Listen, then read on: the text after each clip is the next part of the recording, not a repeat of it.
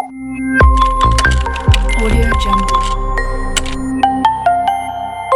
لا انا ما كانش عندي صعوبه في وعد، عشان وعد كان بالنسبه لي عامل زي ياسمين، البنت الفرفوشه اللي بتحب تضحك، بتحب تهزر، بتحب تقفش على اصحابها وتلعب. يعني ما كانش في حاجه ما تعبتش فيها، عشان هو فعلا شخصيه ياسمين. آه زينب النمر في مسلسل الاسطوره، لا ماليش دعوه بيها خالص خالص خالص. فعلا لا يعني ما اعرفهاش. ده كان طبعا كان عندي صعوبه في ان انا قد ايه شريره، وانا اصلا ما بحبش في الطبيعي، ما بحبش الشر، فاهم؟ كان عندي صعوبه في ده.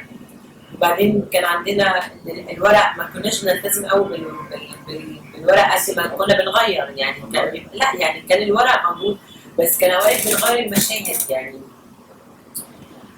نسخن المشاهد اكتر، فاهم؟ معقولة؟ فانا كنت خايفه من زينب. وبعدين لما شويه شويه الورق ابتدى يكمل، فلقيت ان هي لا، ده هي شريره، بس هي كمان عندها حته طيبه.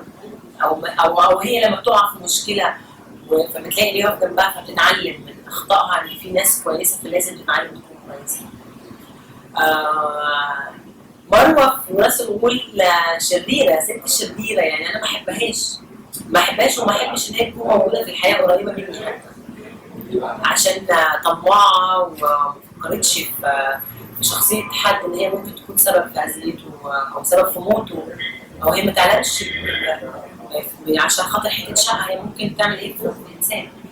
فلا هي كمان وحشه. يعني انا كمان مروه كانت غريبه، اللي هو انت ازاي كده اصلا ما بتفكريش غير في نفسك. يعني حتى جوزها ولا سمعت له ولا فكرت في كلامي، فاهم؟ اللي هو حاول يقنعها ان ده حد محترم وان هو حد كويس، وهي تقول له لا، المهم احنا. هي ما فكرتش في حد ايه، فكرت في نفسها بس. Audio Jungle.